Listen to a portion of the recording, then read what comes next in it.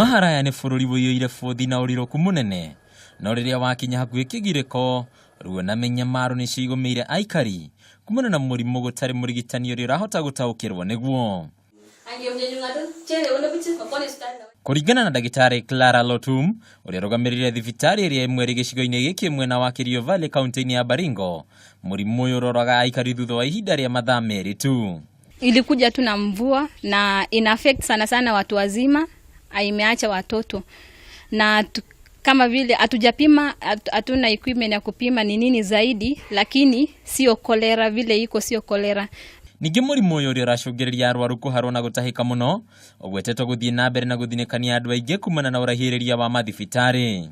Mahali hiyo ugonjwa iko hakuna msaada yenye tumepata ama yenye hiyo dispensary imepata kama ya madawa ama ya personnel kama madaktari wenye wanaweza saidia. Kuna watu wengi wamejaribu kukuja na mabodaboda lakini wanakufa njiani, wengine hata hawawezi panda bodaboda.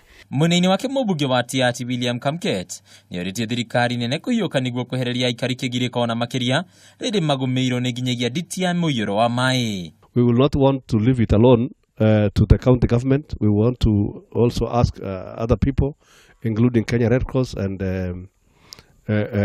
the national government, the Ministry of Health, to move in with speed and see how they can help. Hadi ni Kameme TV, Ritoreko ni Bataru wa Mwagi.